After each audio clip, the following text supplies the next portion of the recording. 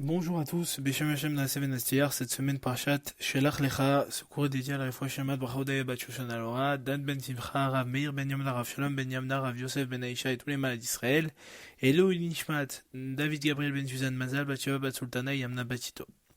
Cette semaine, c'est la Parashat Shelach Lecha. Shelach Lecha, c'est une Parashat qui va parler des explorateurs. Très rapidement, Hachem, il dit à Moshe, tu vas envoyer des explorateurs qui vont explorer, qui vont visiter, qui vont donner un compte rendu de la terre d'Israël, de ce qu'ils verront au peuple juif. Et dans cette paracha, ce qui va se passer, il y avait 12 explorateurs. 10 d'entre eux ont dit du Lachon Hara sur la terre d'Israël, en effrayant les Béné Israël en disant cette terre est une terre qui dévore ses habitants.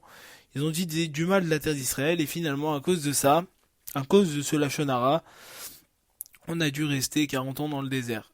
Dans cette paracha, on va également parler de Kriyat Shema. C'est une paracha où le Kriyat Shema, ce qu'on lit dans le schéma, est inscrit dans cette paracha, et on va en parler un peu plus en détail plus tard. Une petite anecdote, c'est que le Sefer, le livre qui concerne toutes ces parachiotes-là qu'on est en train de lire, c'est le Sefer Bamidbar. Bamidbar, ça veut dire dans le désert. Mais Bamidbar, dans Midbar, on peut dire aussi Medaber. Medaber, ça veut dire dans la parole. Pourquoi? Parce que finalement, toutes les parachutes du Sefer Bamidbar, elles ont un lien avec le Lachon Hara. On a vu la semaine dernière, il y a eu Myriam, elle a dit du Lachon Hara. On a vu cette semaine les Meraglim, le Lachon Hara. On va voir plus tard avec Pinchas, il y a des histoires qui sont liées à la parole. On voit que Bilam, il veut maudire. On voit que la parole, elle a une vertu dévastatrice comme une vertu sainte, purificatrice. On a vu, Moshe Rabbeinu la semaine dernière, il va prier, et avec sa prière, il va guérir Myriam. Il va demander à Hachem de guérir Myriam, et Myriam va guérir. Mais on a vu dans le cas inverse, que dès que les gens, ils sortent des mauvais mots de leur bouche, eh ben, il y a un impact physique qui est mauvais. Et ce qu'il faut apprendre, c'est que tout ce qui sort de notre bouche a un impact.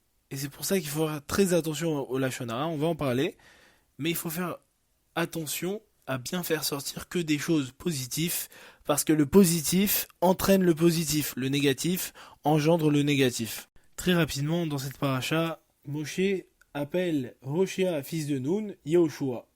Donc il y avait un homme qui s'appelait Hoshea, et Moshe Rabbeinu, il a dit, tu sais quoi, toi tu vas être avec les explorateurs, tu fais partie des 12, je vais te rajouter un Yud dans ton nom. Et donc de Hoshea, cette personne-là devient Yehoshua. La traduction française de Yehoshua, c'est que Hachem, il te sauve. Il te sauve de quoi? De la main des Meraglim. Moshe Rabbeinu, il aimait tellement Yehoshua qu'il lui a rajouté un yud dans son prénom, il lui a donné une bracha, il lui a dit ne t'inquiète pas, quand bien même tu vas en mission, tu seras protégé. Maintenant, il y a une chose qui est assez intéressante, on l'appelle Bin Nun, le fils de Nun. Alors Nun en hébreu, la valeur numérique de Nun, c'est 50. Moshe Rabbeinu, à quoi on le comparait? Au Nun, au 50. Pourquoi? Parce qu'il a atteint les 50 degrés de pureté. Et pourquoi finalement Yoshua on l'appelait Bin Nun? On l'appelait Bin Nun parce que c'était le fils spirituel de Moshe. C'est Moshe qui lui a appris toute la Torah. C'est Moshe qui lui a dit, plus tard, tu vas prendre la relève, c'est toi qui vas faire entrer le peuple juif en Eretz Israël. On apprend ici une chose. Déjà, quand on a un long voyage, quand on a une épreuve qui nous attend, ou quand on a finalement des examens à passer ou autres, des choses importantes à faire dans notre vie, il faut demander conseil à un rave, il faut aller chercher une bracha chez un rave, c'est important. La bracha du rave, pourquoi elle est importante? Parce que c'est des gens qui sont dévoués à la Torah et qui sont en connexion permanente avec Dieu. Donc ça aide d'avoir une bracha de leur part, eux qui sont toute la journée connectés, qui réservent leur vie à la Torah et que leur spiritualité aura un impact positif sur notre matérialité ou autre, sur nos projets. Deuxième chose, à cause de cette action de Lachon Hara, on a vu que ça a été dévastateur. 40 ans on est resté dans le désert. Maintenant on dit que Hachem il fait tout pour le bien. Pourquoi on avait besoin de ces 40 ans? Parce que on avait besoin d'un apprentissage. 40 ans c'est une génération. C'est une génération. Et Hachem il nous a gardé avec lui 40 ans dans le miracle. C'est ce qu'on va voir dans la paracha Matot Mas'é. On va voir tous les chemins qu'on a fait, tous les arrêts qu'on a fait dans le désert. Mais toutes ces choses qu'on a fait, tous ces déplacements, c'était prévu par Hachem pour qu'on acquiert des connaissances et qu'on rentre encore plus fort en Israël. Une chose extraordinaire, c'est que quand Hachem il a puni les Meraglim, les explorateurs, et par la suite Israël, il leur a dit comme ça, vous êtes restés 40 jours en Eretz Israël pour explorer, vous avez dit du Lachon Hara de la terre, un jour pour un an. Donc chaque jour que vous avez exploré, ça va être un an dans le désert. Donc 40 jours, 40 ans. Mais pourquoi il nous a punis aussi avec tant de difficultés, avec tant de rigueur? Alors l'Admon de Rougine, il dit comme ça.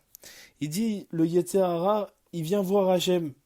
Et il lui dit, Hachem, je comprends pas. Comment ça se fait que une fois par an, il y a Kippour, et avec un jour, tu peux pardonner les fautes de toute une année? Comment tu fais pour être si flexible avec ce peuple qui faute? Alors Hachem, il dit, mais auparavant, 40 jours ils étaient, et je les ai punis sévèrement.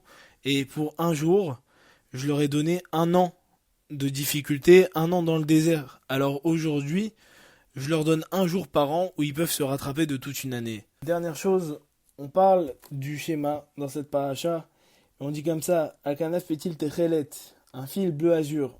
Donc, sur les tzitzit, normalement, on a un fil qui est bleu azur. À l'époque d'Agmara, c'était un indicateur pour savoir quand on pouvait faire le Kriyat Shema du matin. Ce bleu azur était fait à partir du sang du chilazone. Donc le chilazone, c'était un poisson qui avait du sang bleu azur. Et on prenait son sang, on trempait les fils de tzitzit dedans et on avait des fils bleu azur. Alors, on va finir sur une chose très positive. La Torah, elle demande d'avoir un fil bleu azur. Mais pourquoi? Pourquoi spécialement cette couleur? Alors, les sages, ils nous expliquent que cette couleur, elle rappelle la mer. La mer, elle rappelle le ciel. Et le ciel, elle rappelle le trône divin, le Kiseh HaKavod. Mais si c'est comme ça, si ça rappelle le trône divin, t'as qu'à me dire, cette couleur bleue rappelle le trône divin. Pourquoi tu me dis la mer, après le ciel, après le trône divin? Les sages, les Chachamim, ils nous enseignent une chose fondamentale dans la Torah. Il faut procéder étape par étape, palier par palier. Chaque effort, chaque niveau, il doit être acquis avec des efforts. Pourquoi? Parce que c'est seulement comme ça que les niveaux, ils peuvent vraiment s'ancrer durablement dans la personne. Et ceux qui montent rapidement et ils tentent d'atteindre les hauteurs, les objectifs, et ben ils descendent, quand ils descendent tout aussi rapidement. Ils lâchent tout d'un coup. Celui qui dit ouais, moi, tu sais quoi, du jour au lendemain, je vais faire Shabbat, je vais tout prendre sur moi, je vais prendre les fêtes, je vais prendre la cache-route. Quand il va lâcher, il va tout lâcher en même temps. Alors que celui qui dit bon, cette semaine, Baruch Hashem, je vais faire Shabbat, et je vais essayer de faire les moins de choses possibles, petit à petit. Chaque chose qu'il va prendre, il va la garder. Il va faire des efforts pour les garder. Et au final, on va donner un petit exemple. C'est comme si quelqu'un il était à l'étage 0. Il monte jusqu'au 10e étage. Et finalement, il redescend. Mais quand il redescend de 5 étages. Lui, de base, il était au niveau 0. Mais quand il est redescendu, eh ben, il était au niveau 5. Ça veut dire qu'il avait quand même 5 étages de progression par rapport au départ. C'est ça que la Torah nous apprend. N'ayez pas peur d'avancer. Faites-le doucement et durablement. Et que, Bezrat Hashem, que par les efforts de chacun, on puisse amener Mashiach Tzidkenu très rapidement. Shabbat Shalom.